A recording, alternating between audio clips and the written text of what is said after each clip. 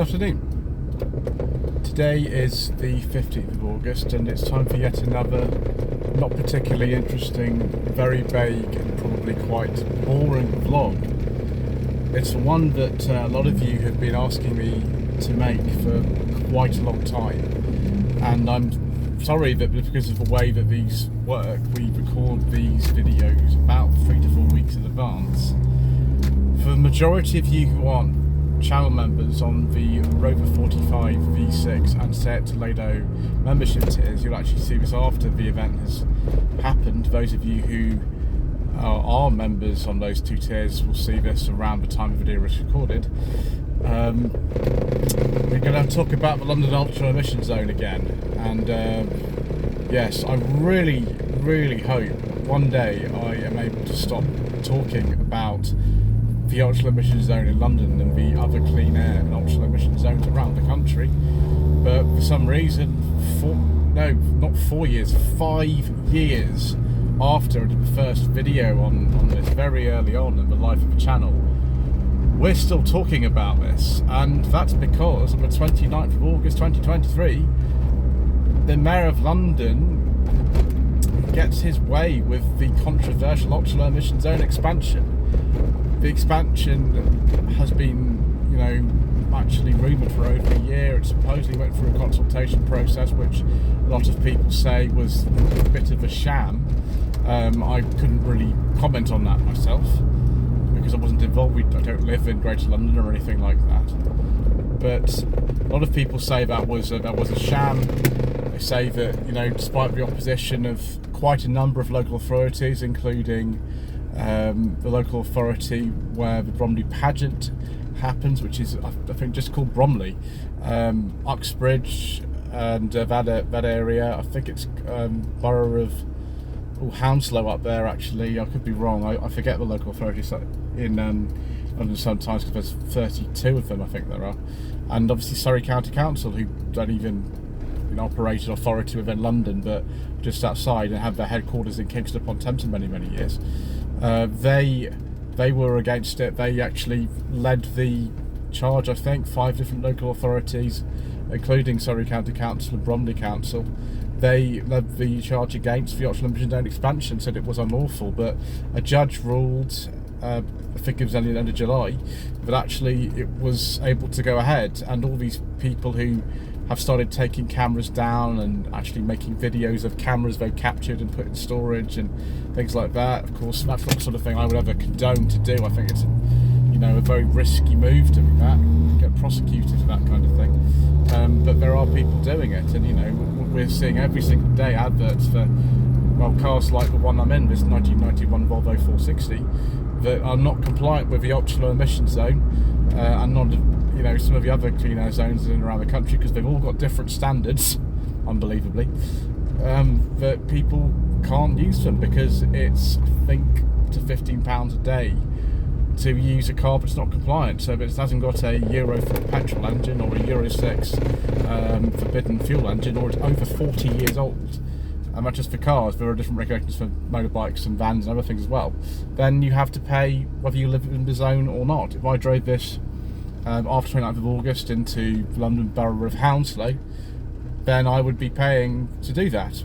The car actually lived in a place called Isleworth for many years, and the gentleman who used to own it before me, he would have had to pay just to drive around the local streets in this car.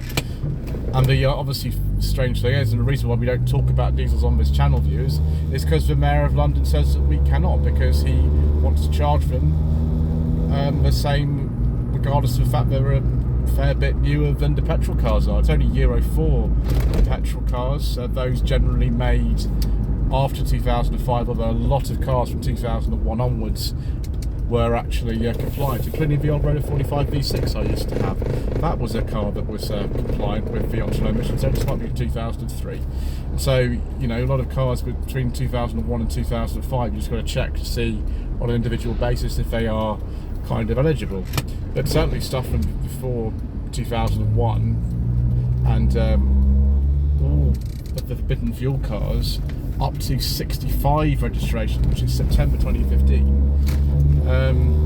although I asked exceptions to that, maybe like 2014 for some of them. But again, you have to actually kind of go look at those on an individual basis. On the official government ultra emission zone checker, they're all got to pay, and you know, so many people having to get rid of the cars that work perfectly well.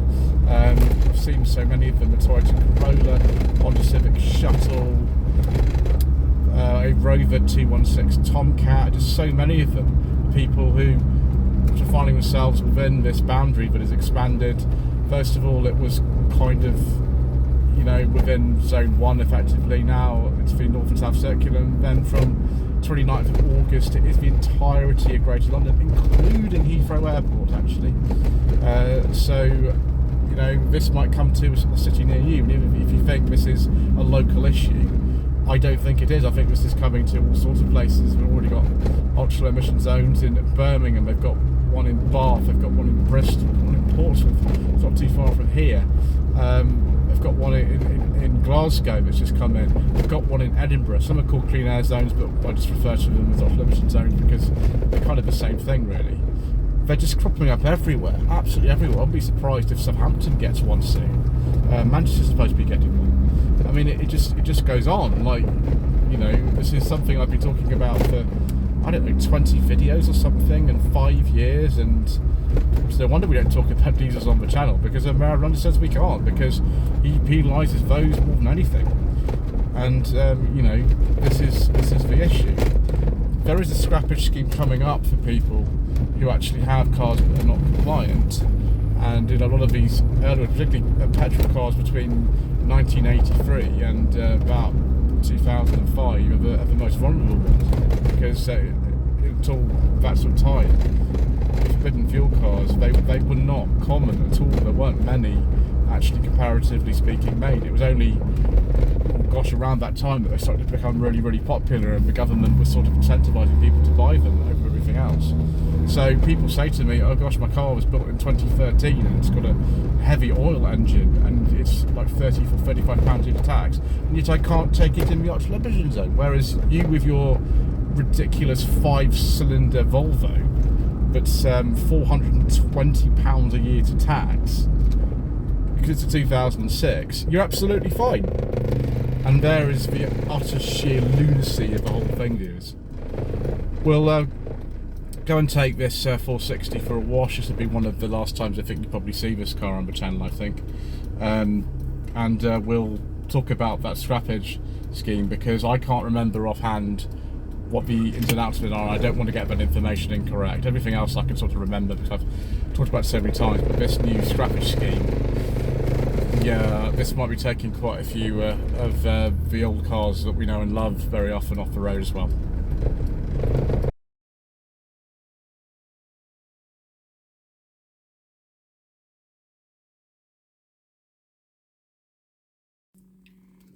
So viewers, I found the website that says what the scrappage scheme is.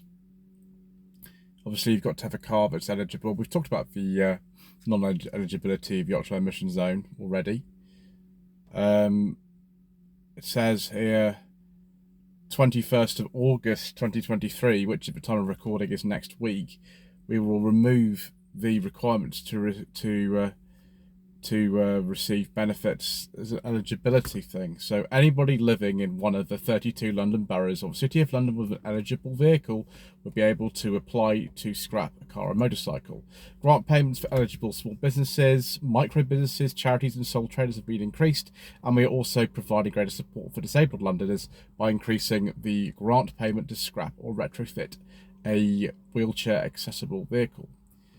So it talks about what charities can apply to scrap or retrofit free vans or minibuses, eligible businesses and sole traders, small business, micro businesses, etc., etc., etc. And it's online. Relaxed the criteria. Eligible applicants can get up to £2,000 for scrapping a car, or up to £1,000 scrapping a motorcycle. The wheelchair accessible vehicles, there's a payment of £10,000 to scrap, or £6,000 to retrofit to the ULEZ standards. You will need there are other options available as well. which include a lower payment plus 1 or 2 adult rate annual bus or tram passes that are worth more than the payment alone. You will need to live within some of the 32 London boroughs or City of London and receive certain benefits to be eligible for the scheme. Hang on, but they've just said that from 21st of August that you don't have to be in receipt of the benefits to be eligible. You can only apply for a grant payment to scrap a vehicle that does not meet the emission standards. The vehicle must be registered with DVLA to you or someone you live with, and be registered. Or if you're claiming disability benefits, you can register a nominated driver. Blah blah blah. Vans and minibuses support offers, discounts and exemptions. There's something in here. It's not actually that well worded, this. But I think you have to have owned the car for something like 12 to 18 months for you to actually be eligible for it. It's something like that. But yes, it's generally £2,000 for a car that's in, your name or registered keeper's name, or whoever your nominated driver is. If you're, it's obviously a big thing for people who need wheelchair accessible vehicles and things like that. Obviously, if it wasn't like this, then you could actually just buy a really cheap car and just get the scrappage money from it. There's an interesting thing here. It says, on average, owning a car in London costs more than you think. By using a combination of more sustainable transport methods, such as cycling, walking, using public transport or car clubs, you could save money. Yeah.